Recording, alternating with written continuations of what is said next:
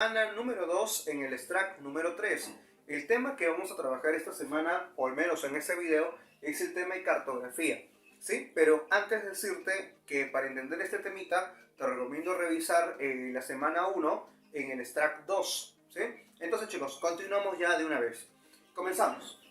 La cartografía es una ciencia, te dice, pero no es cualquier ciencia. Es una ciencia, pero es una ciencia artística.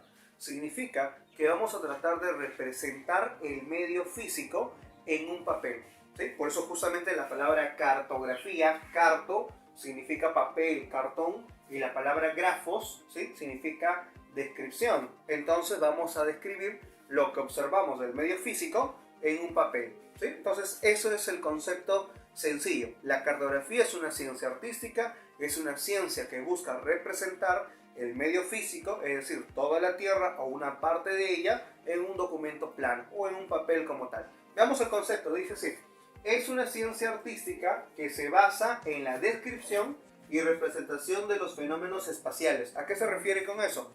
A lo que ocurre sobre la Tierra. O sea, no siempre un mapa va a tener pues datitos como lo que tú conoces, como de repente calles, avenidas, departamentos, no siempre eso. Hay infinidades de mapas. Por acá tenemos una lista de mapas que ahorita te voy a mencionar, pero lo que quiero que entiendas es que se refiere a la representación de diferentes fenómenos o ocurrencias sobre ese medio geográfico, ¿sí? Entonces espero que estés entendiendo cualquier cosa. Sabes que puedes preguntarnos a través de lo que son los comentarios en ese video y yo lo estaré contestando uno por uno, no se preocupen por eso. Otro, te dice también a partir de modelos que permiten su representación simbólica en la misma. Entonces la cartografía es eso, niños. Entonces, también la cartografía, en el caso del Perú, el ente rector de la cartografía, profe, ¿qué significa eso? Más o menos es sencillo. Imagínate tener un mapa, pero ¿cómo sabes tú que la precisión y la exactitud que tiene ese mapa, pues consiste en que sea real? O sea, ¿cómo sabes que los datos ahí son reales, son verídicos? ¿Cómo lo compruebas? Entonces, en el Perú, el ente rector que se encarga de eso es el IGN. Significa Instituto Geográfico Nacional, ¿sí? Ahora, los principios geográficos, según Salichev, nos propone que la cartografía, o sea, los mapas deben de tener 3 principios geográficos. El primer principio geográfico es la base matemática. Por ejemplo, nosotros sabemos pues que ella, ¿sí? Ella no es plana, ¿cierto? Sino que ella es redondita, es gordita. Entonces, esa redondez de la Tierra, imagínate esa redondez de la Tierra, pasarlo a algo plano. ¿Cómo podríamos nosotros pasar algo redondito a algo plano? Entonces, eso es casi imposible. O sea, no se puede sacar toda la Tierra de forma perfecta sobre una superficie plana. Entonces, la base matemática lo que va a hacer, ¿qué cosa es? Como la Tierra, entre comillas, es un elipsoide en revolución, entonces vamos a tratar de pasar los paralelos y meridianos en una superficie plana de tal manera que haya la menor deformación posible. Y nos vamos a ayudar obviamente de algo llamado escala cartográfica también. Entonces, volvemos acá. La base matemática busca a través de la escala y la proyección generar la mejor exactitud y precisión de la Tierra. Entonces por eso se denomina así, base matemática. Hasta acá espero que no haya ningún problema. Una representación cartográfica. Por ejemplo, sé que en los últimos años hablamos mucho de los drones, de repente has escuchado esa palabrita, o los satélites. Estos elementos se llaman percepción remota. La percepción remota son aquellos artefactos tecnológicos que nos ayudan a tomar de repente fotografías aéreas, imágenes satelitales de un medio físico. Entonces esa imagen que tú ves, esa imagen física que tú ves, que es justamente la representación de un espacio geográfico, a eso se denomina representación cartográfica. ¿Sí? Sencillo. La representación cartográfica es la imagen satelital o aérea que ha sido tomada a través de la percepción remota. Fácil, fácil, fácil, fácil. Siguiente, generalización cartográfica. De ella depende, por ejemplo, porque es uno de los elementos más importantes, de ella depende la cantidad y calidad de elementos que tú veas en un documento. O sea, imagina tener un documento, de repente tener un mapa, y en ese mapa querer buscar de repente, no sé, un mapa edáfico, ponte, ¿no? O sea, un mapa que distribuye y clasifica los suelos. Y quieres ver los suelos del distrito de Villa María del Triunfo. La pregunta es, un espacio tan grande como en el caso de un país y buscar algo tan preciso como el caso de un distrito, la información, ¿qué pasa con la información ahí? Obviamente a través de la escala, la cantidad de información que tú veas puede ser mayor o puede ser menor. Entonces, la generalización cartográfica es la cantidad de información y la calidad de información que vas a poder observar. Obviamente la información va a estar representada por algo llamado, ¿qué cosa? Por algo llamado leyenda cartográfica o simbología. Pero la cantidad, la calidad justamente va a ser representada por la escala. Si es una escala muy grande, voy a poder observar mejor los elementos de ese espacio geográfico. Si la escala es muy pequeña, voy a ver información muy generalizada. Por eso no te preocupes, ahorita te voy a explicar un poquito sobre eso. Bueno, entonces continuamos. Te decía, los principios cartográficos son tres. La base matemática, que dice elemento fundamental que brinda con precisión y exactitud a través de las proyecciones y las escalas cartográficas. En cambio, la representación cartográfica, ¿qué dice? Mira, sígueme, dice imagen de la superficie, vista de un avión, se sustituye por una representación geométrica. Es decir, que es la imagen que te había mostrado, bueno, que te había explicado hace unos instantes. Y la generalización cartográfica, de ella depende la calidad y cantidad de los fenómenos que se pueden visualizarse en un documento. Eso es la cartografía. La cartografía es representar todo sobre un papel.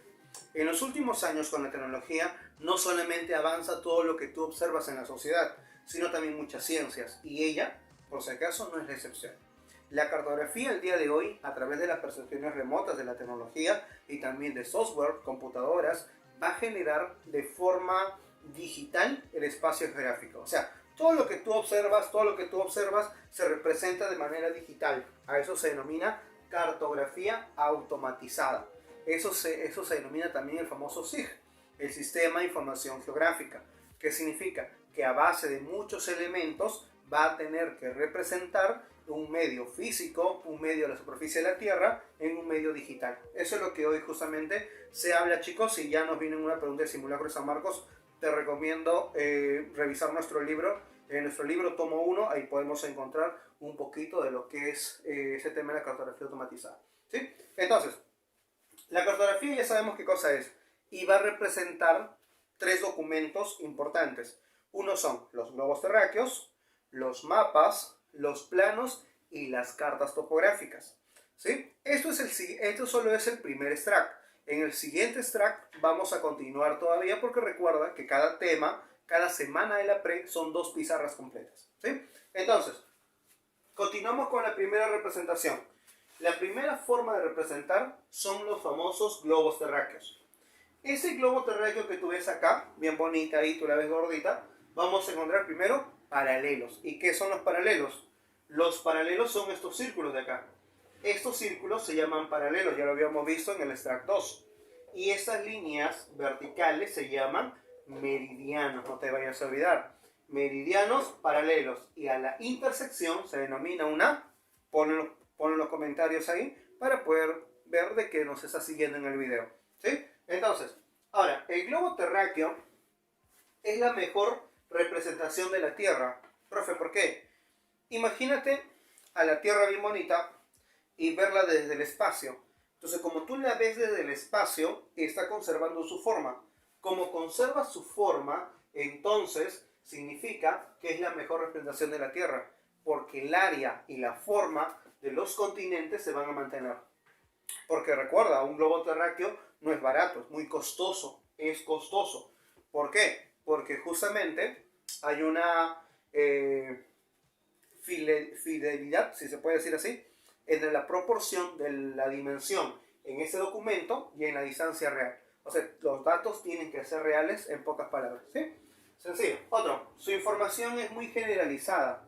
Lo que pasa, chicos, es que si vemos un globo terráqueo en la vida, pues imagínate que Sudamérica esté por acá, buscamos al Perú y va a ser recontra chiquita, Lima más chiquita, Imagínate que quieras buscar una avenida, no sé, una avenida importante, de repente, no sé, evitamiento, ¿no? Quieres buscar evitamiento en ese mapa, bueno, en ese globo terráqueo no se va a poder.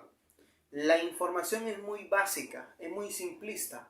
¿Por qué? Porque la escala es muy pequeña. ¿Y por qué la escala es pequeña? Porque la información es muy generalizada. Acá hay algo, chicos, acá hay algo que no quiero que vueles más adelante, porque lo voy a usar mucho en la comparación de mapa y plano. Mira, mientras más grande sea el terreno, ¿sí?, la información es más generalizada. ¿Pero por qué es más generalizada? Porque no hay una información detallada de ese lugar. Y como hay una información generalizada, siempre la escala será pequeña. Una escala pequeña no es porque la escala tenga menos números, sino por lo contrario. Mientras más números tenga la escala, más pequeña es. ¿Por qué? Porque la información es generalizada. ¿Y cuándo se cumple eso? Cuando la representación del terreno es muy grande, es muy extenso. Recuerda, niño, que si no entiendes esto, normal, puedes parar el video y volver a ver lo que te acabo de decir. Ahora, es tridimensional, ¿sí?, porque conserva su forma, y recuerda entonces que por eso se denomina de esta manera. Es incómodo, es costoso, y también un dato importante, no se puede observar los dos hemisferios completos al mismo tiempo. O sea, en un globo terráqueo no me vas a poder ver todos los hemisferios al mismo tiempo de forma completa. Entonces, ahí tienes otra dificultad de un globo terráqueo. Entonces, chicos, hemos hablado del primer documento cartográfico. Pasamos al segundo elemento cartográfico. ¿Quiénes son ahora? Los mapas.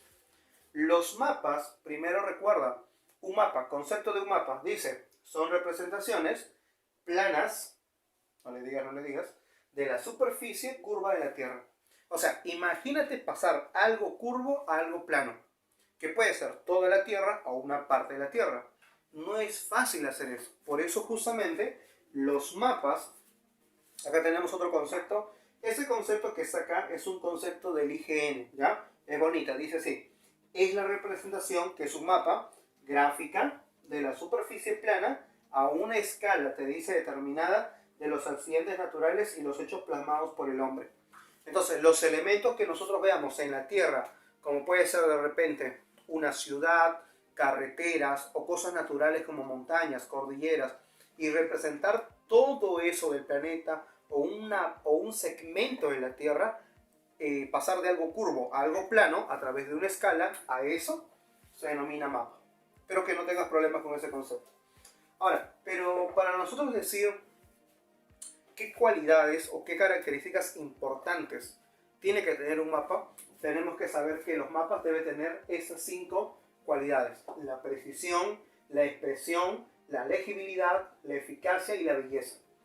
Al comenzar este video yo te dije que la cartografía no era cualquier ciencia, era una ciencia artística. Entonces un mapa tiene que ser bello, tiene que ser preciso, tiene que ser estético, tiene que ser exacto, tiene que ser legible, porque tiene que ser entendible. Entonces esas cualidades son las que tiene un mapa. Ahora, características. Los mapas, a diferencia de los planos representan lugares muy reducidos. En cambio, los mapas, normalmente, ¿qué cosa? Representan lugares muy extensos. Y te dije hace rato, cuando las representaciones son muy grandes, entonces la información es muy generalizada. Eso significa que hay poco detalle. Significa entonces que la información no es tan detallada y por eso usan escala pequeña. ¿Cuándo decimos escala pequeña? Cuando la escala va de 1/250.000 a 1/1.000.000. Profe, no entiendo cómo es eso de 1/250.000, 1.000.000, ¿a qué se refiere? Este margen se denomina escala pequeña. Por ahora, solamente escucha, solo apunta.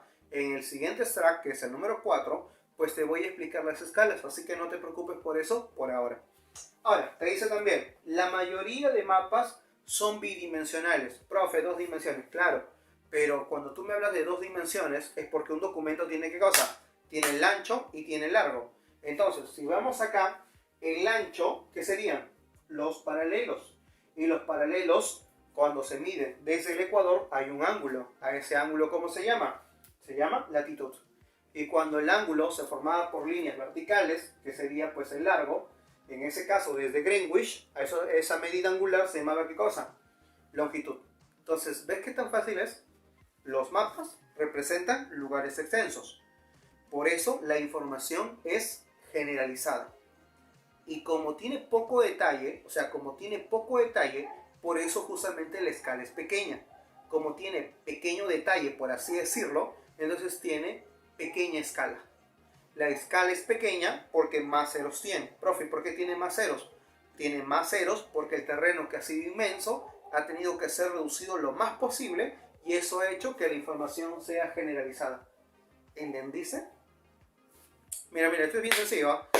Los mapas representan lugares grandes. Por eso la información es muy básica. Por eso la información es generalizada. Y por eso la escala es pequeña. ¿Cuándo es una escala pequeña? Cuando va de este margen a este margen. La mayoría de mapas son bidimensionales. Significa que tienen latitud y longitud. Pero hay una excepción a una regla. Hay excepción a esta regla. Los mapas se dividen en dos tipos de mapas. Los temáticos y los topográficos. Profe, ¿todos los mapas son bidimensionales? No. ¿Por qué? Todos los bidimensionales son los mapas temáticos. En cambio, hay un grupo de mapas que se llama mapas topográficos. Los mapas topográficos son los únicos mapas, escucha bien, no todos los mapas son bi. Hay una que es tri. ¿Y quién es esa tridimensional? Los mapas topográficos. ¿Por qué? Porque representan a través de la latitud, longitud y altitud. Solamente para recordar lo que hiciste en el extract 3, en el extract 2. La latitud, ángulo medido desde el ecuador. La longitud, ángulo medido desde Greenwich. Y la altitud, la distancia medida desde el nivel del mar. Ahora, te decía entonces que los mapas se dividen en temáticos y topográficos. Los topográficos representan la altura de un terreno, la representación de montañas, cordilleras y muchas cosas a través de curvas de nivel. Ahorita en el siguiente extract te voy a explicar eso, así que por ahora no te preocupes. Los mapas temáticos, tenemos un sinfín de mapas temáticos. Acá te he puesto algunos. Por ejemplo, mapa vial. Representa las redes técnicas, eso significa sociales, no me alcanzó espacio. Redes técnicas sociales, ¿a qué me refiero con eso? A las carreteras, a las avenidas y cosas como esa. Demográficos, mapas que representan la población. Metalgenéticos, mapas que distribuyen o representan la distribución de minerales metálicos, el oro, la plata, el cobre en esto. Hidrogeológico, son mapas que representan el agua subterránea.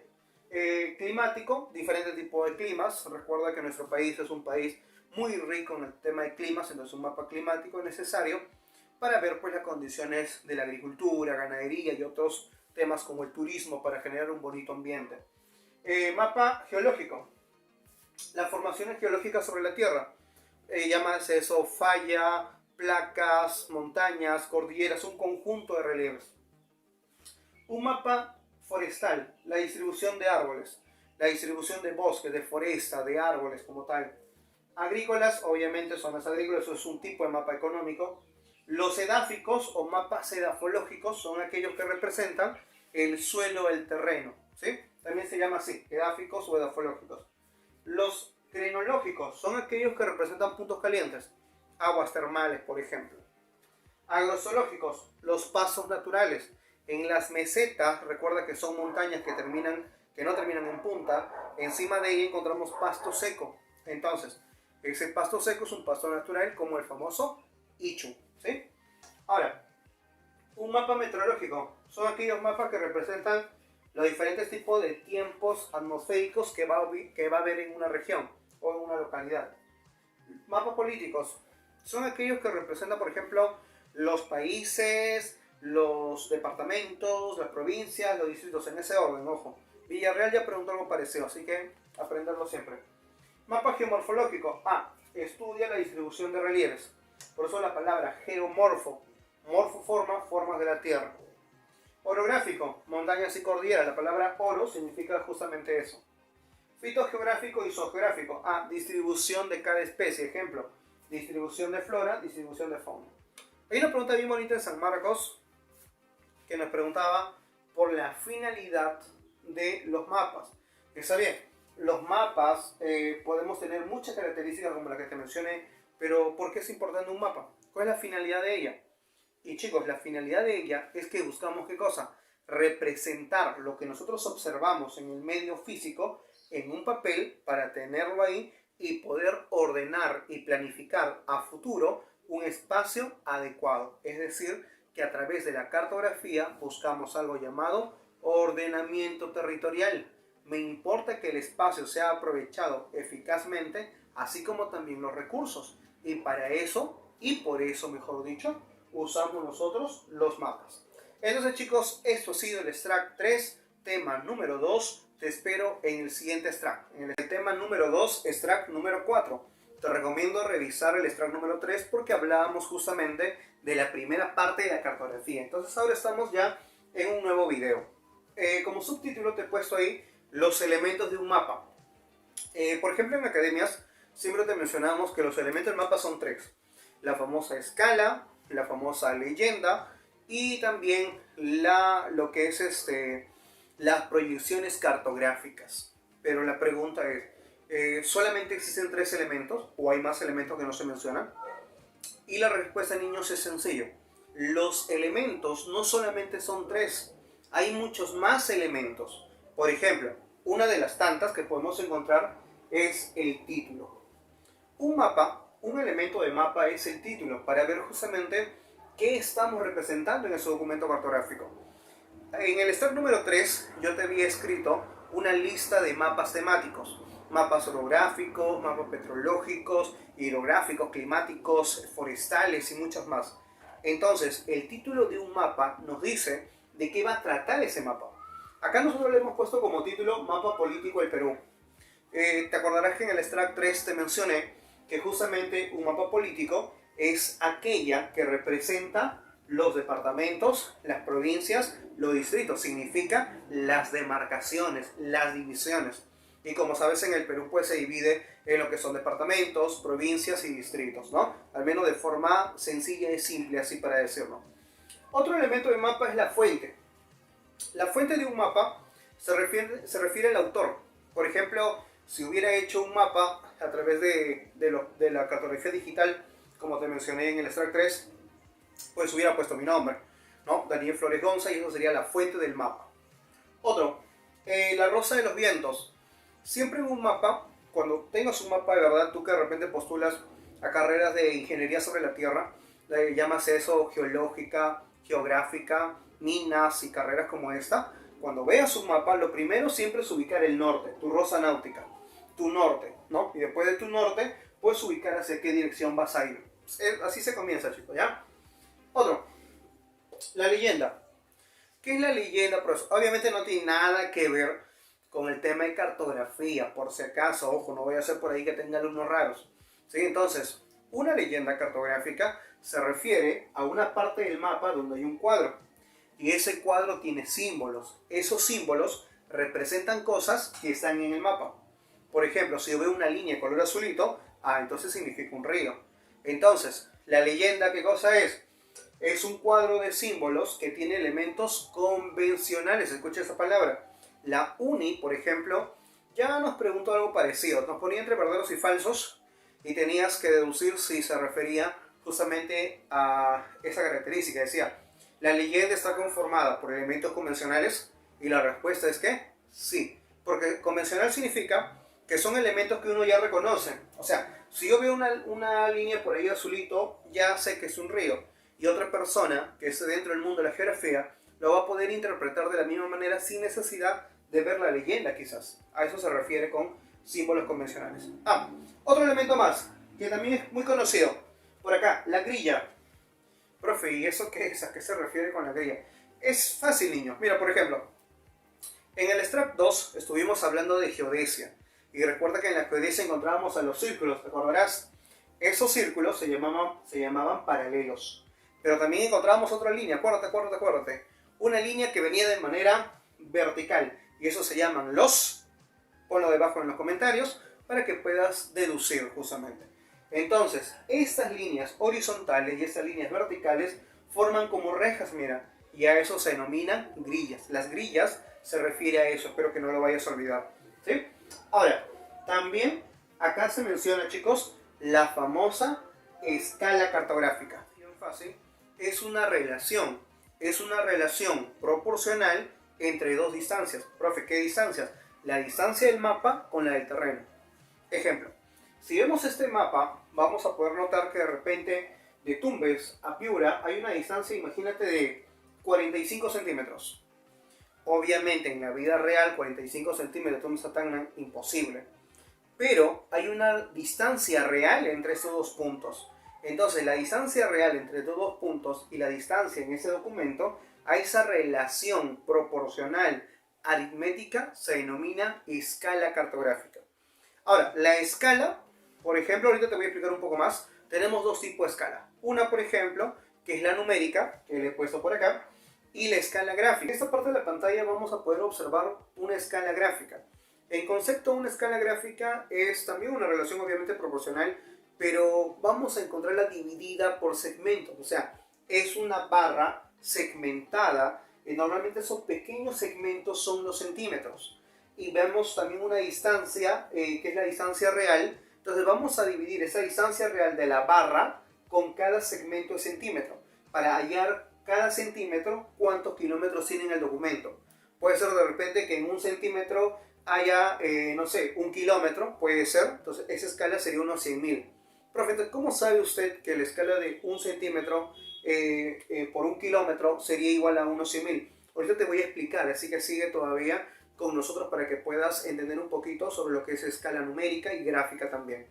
Ahora, la escala gráfica se divide en partes. La primera parte, que está dividida en milímetros, se denomina talón, y lo que le sigue se denomina cuerpo. Ahora sí, volvemos acá. Escala numérica.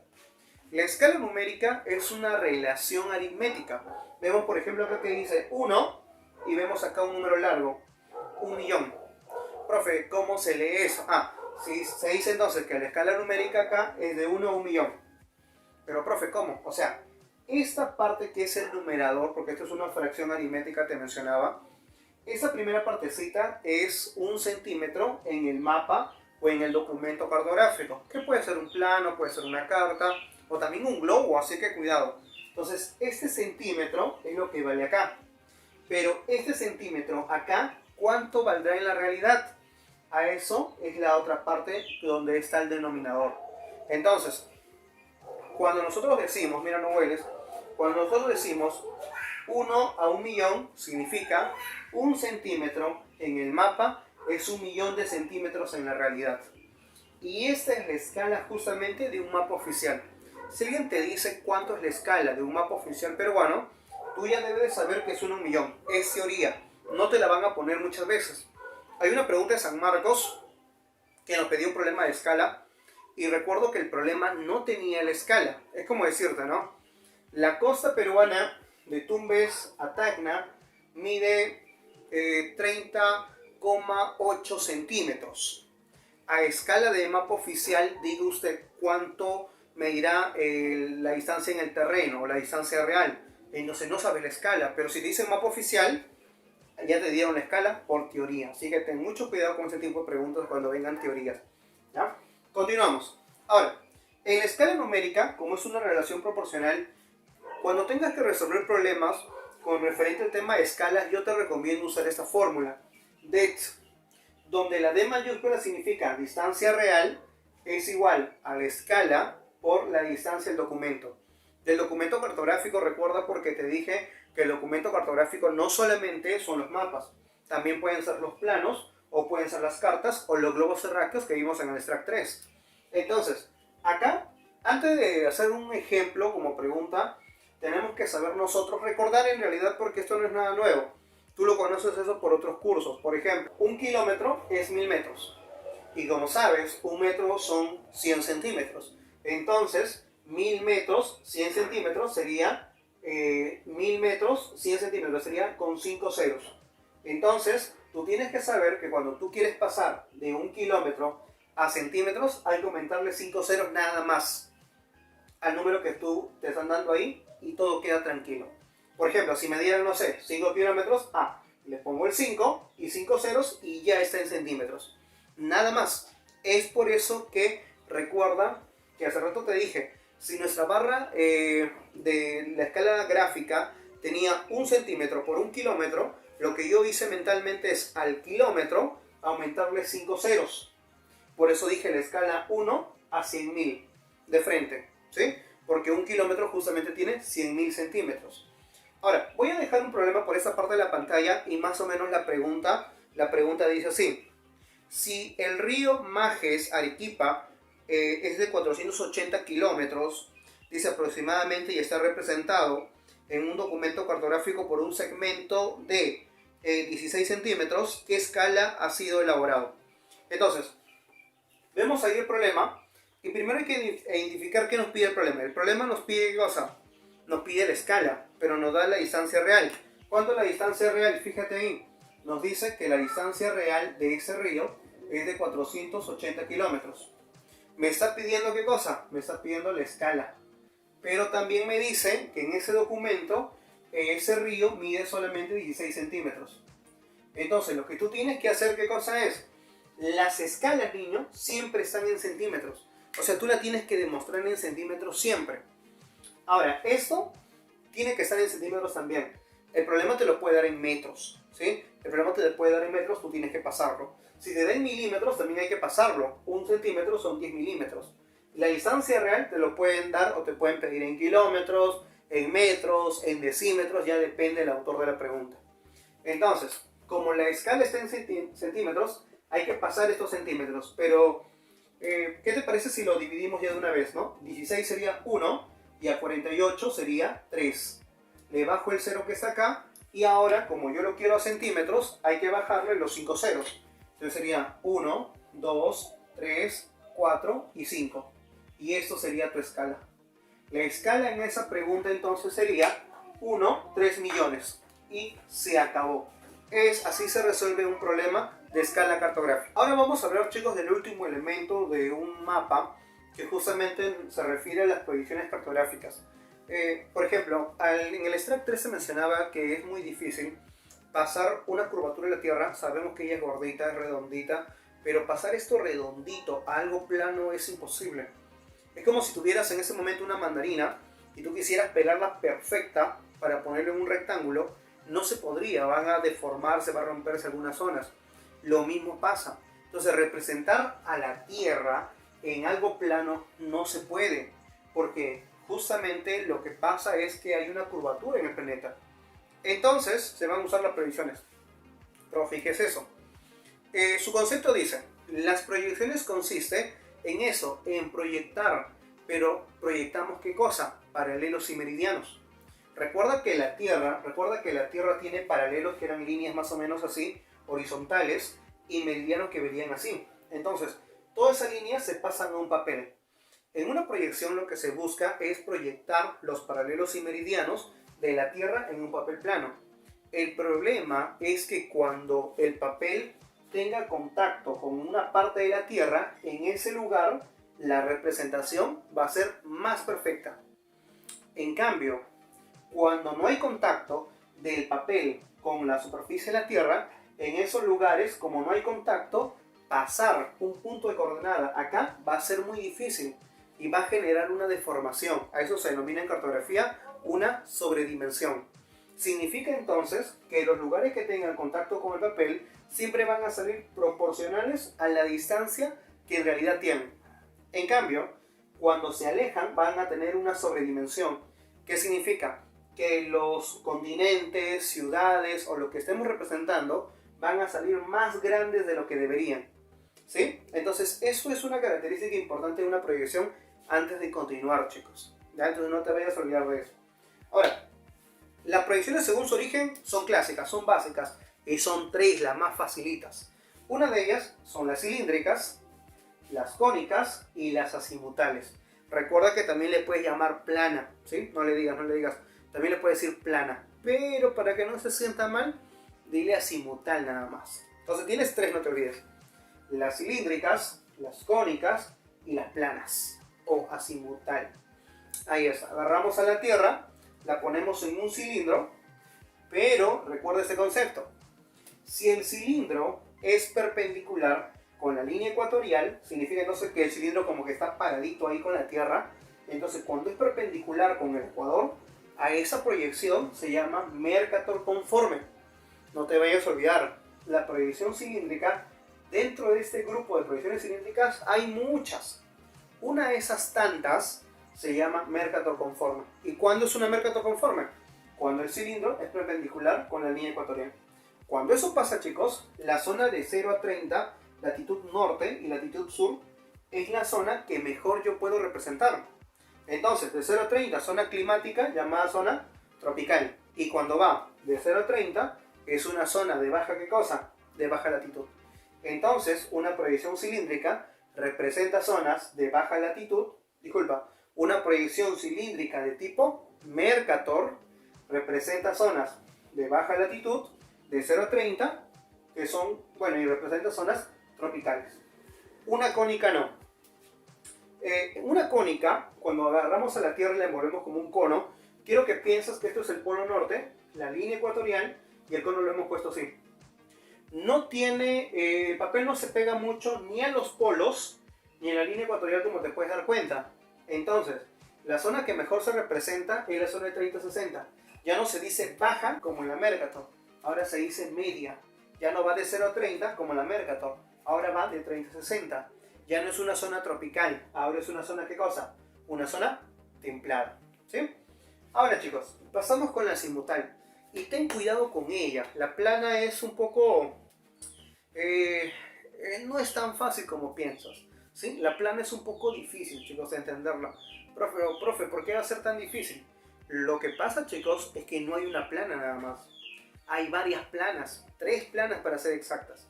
La más conocida en las academias es la azimutal de tipo polar, pero no es la única. Si vas a Villa, normal, no hay problema, ya sí es la única. Pero en San Marcos tenemos que saber que existe una azimutal polar, una azimutal oblicua, cuando el papel viene de esta manera y abarca zonas templadas, y una azimutal ecuatorial que abarca zonas tropicales o zonas calientes, ¿sí? O zonas cercanas al Ecuador.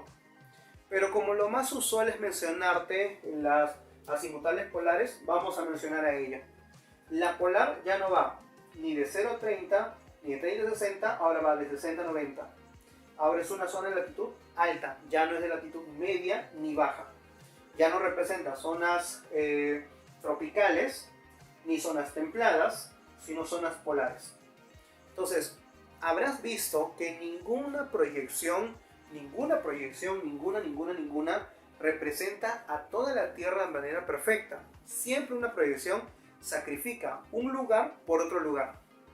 O sea, siempre representa bien un segmento de la Tierra, pero no toda la Tierra. A eso me refiero.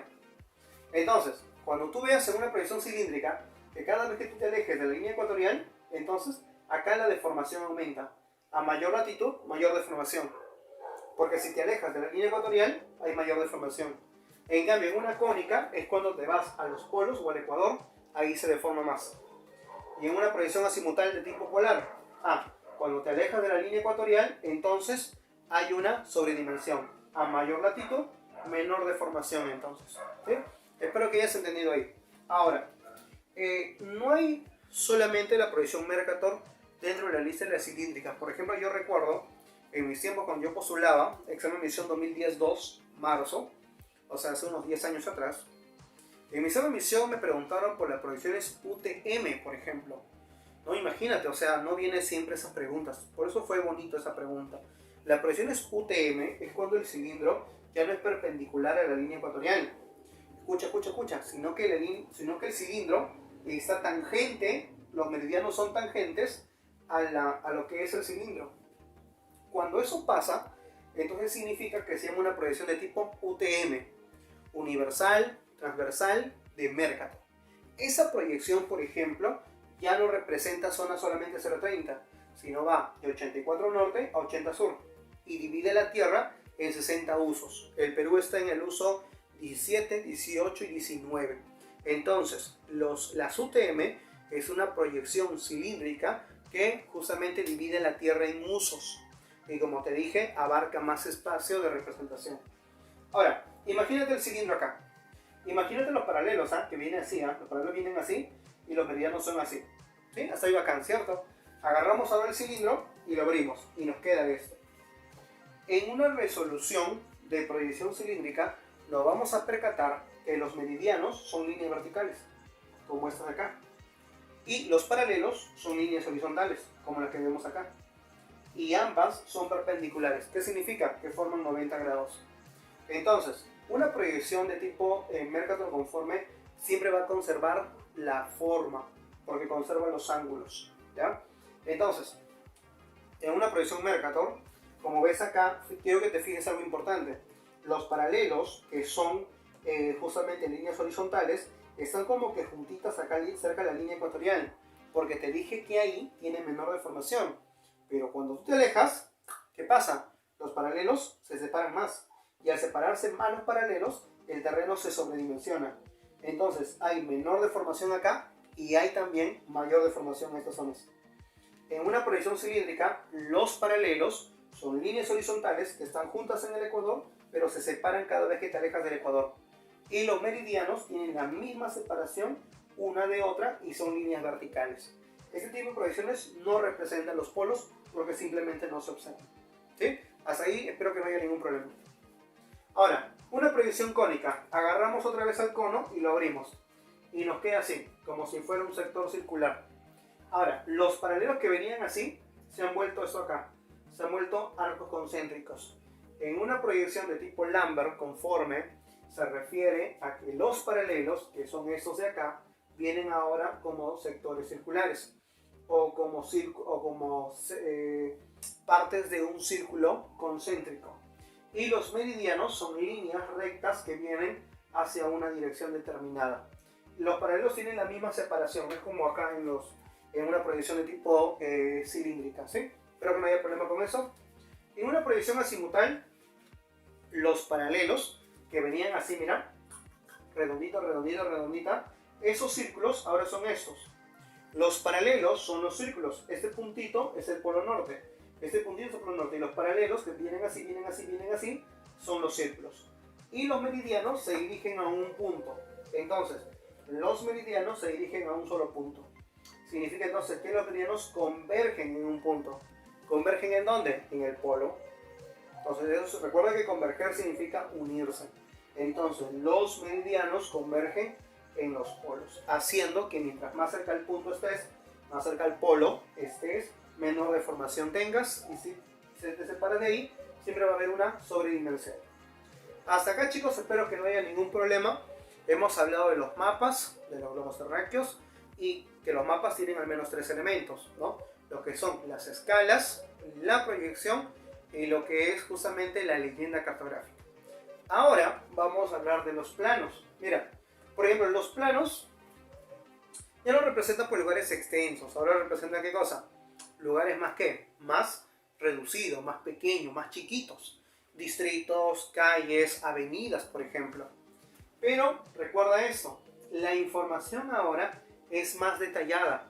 No es como en los mapas que la información era muy generalizada. Los planos tienen ahora información muy detallada, por eso su escala es grande. Recuerda que en el Extract 3 te mencioné que los mapas tenían escalas muy pequeñas porque representaban lugares muy grandes porque la información era muy generalizada. En cambio, los planos tienen mucho detalle, tienen un gran detalle, por eso se llaman escalas grandes también. ¿Y cuándo un documento tendrá un gran detalle? Cuando el terreno que representas es muy ¿qué? Es muy pequeño. Ahora, la escala grande, ¿cuánto va? De 1000 a una 20.000. Entonces, con eso ya no vuelas porque te expliqué en la escala hace rato qué significaba eso. Ahora, los planos son bidimensionales. De forma convencional, dile que sí. Porque es lo mismo que en los mapas. ¿Te acuerdas que en los mapas se mencionaba que los mapas se dividían en dos grupos, ¿cierto? Los temáticos y los topográficos. Los planos, también hay planos en 3 dimensiones. Profe, ¿cómo que los planos? Sí, los planos también hay en 3 dimensiones. Esos planos que representan lugares más reducidos, con curvas de nivel, y eso se refiere a los desniveles del territorio, se llaman planos topográficos. Los planos que tú has visto donde hay viviendas, donde hay asfalto, donde hay una separación de las carreteras, de las veredas y de las mismas viviendas, a eso se denomina planos catastrales, que son los que tú conoces, ¿sí? Entonces, esto es simplemente un documento, chicos, ¿ya? Ahora, el último documento que tenemos que hablar son las cartas topográficas. Las cartas topográficas representan terrenos en 3 dimensiones. Y recuerda, ¿cuáles eran esas 3 dimensiones? La latitud, la longitud y la altitud. Esas 3 dimensiones. Significa entonces que una carta representa el medio físico del espacio geográfico. Sus montañas, sus depresiones, sus valles, sus relieves, ¿a través de qué? A través de las curvas de nivel. Estas curvitas que están acá, por ejemplo, estas curvitas se llaman isoipsas. ¿Qué es una isoipsa? Fácil. Una isoipsa es una curva de nivel. Pero, profe, ¿cuál es el concepto? Allá, una isoipsa es una línea que une puntos de igual altitud. O sea, cuando nosotros vemos puntos de terrenos que tienen la misma altitud, las unimos y generamos una curva de nivel. Una curva de nivel, recuerda, es una línea que une puntos de igual altitud. Esas altitudes se llaman así, se llaman cota. La cota es la altitud de un terreno. Por ejemplo, esta curva es la chiquitita, la que está acá, la del medio. Y como es la que tiene el mayor valor, por eso está más alta. En cambio, la grandota, mira la grandota ahí, ¿sí? ¿Ves ahí una grandota? Esa grandota que tú la ves ahí, solo tiene 800. En comparación a la cima, es mucho menor. Entonces, cuando tú veas que el del medio tiene el mayor valor y del extremo tiene menor valor, lo que tú estás viendo es una elevación. O sea, esta curva de nivel lo que me representan es una montaña. La he levantado. Acá la chiquitita, hemos levantado. A la otra, también la hemos levantado. Y a la grandota, también. Entonces, ¿qué pasa? Hace que estamos viendo curvas de nivel que representan terrenos sobre el nivel del mar. A eso se llaman líneas ipsométricas, ¿sí? A eso se llaman líneas ipsométricas. Acá vamos a hacer una pequeña pregunta. Y la pregunta era, estas curvas de nivel son líneas ipsométricas o líneas batimétricas. Y ahí va justamente la respuesta. Profe, pero ¿cómo yo sé cuándo es cuándo? Allá, esas líneas eran líneas ipsométricas o batimétricas. ¿Cuándo es ipsométricas? Cuando las curvas de nivel representan terrenos sobre el nivel del mar. Una montaña, una loma, una lomada, una estribación, un contrafuerte andino. En cambio, cuando las curvas de nivel representan el fondo del mar, el fondo de un lago, representan terrenos bajo el nivel del mar. Esas curvas de nivel ya no se llaman ipsométricas, se llaman ¿qué cosa? Batimétricas. Las curvas de nivel son de dos tipos, las curvas ipsométricas y las curvas batimétricas, pero ambas son líneas isoipsas, porque las dos son curvas de nivel. ¿Entendiste? Fácil. La separación entre una curva y otra curva, ese espacio entre curva y curva, esa área, se denomina zona. Cuando tú veas que las zonas, escucha, cuando tú veas que las zonas son amplias, entonces el terreno tiene poca pendiente.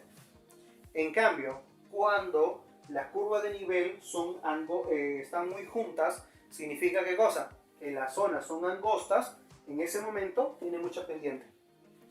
Hay una pregunta muy clásica que nos pone los materiales de la CEPRES San Marcos y nos dice, por ejemplo, ¿no? Un turista está en la cima de la montaña y quiere descender de la manera más segura posible. ¿Hacia qué dirección deberá ir si observa el siguiente documento? Imagínate que te pongan esa imagen y te pongan un norte hacia acá. Tú ves tu rosa náutica y señalan el norte para allá. En la vida, si estás en la cima, no vas a querer irte al oeste.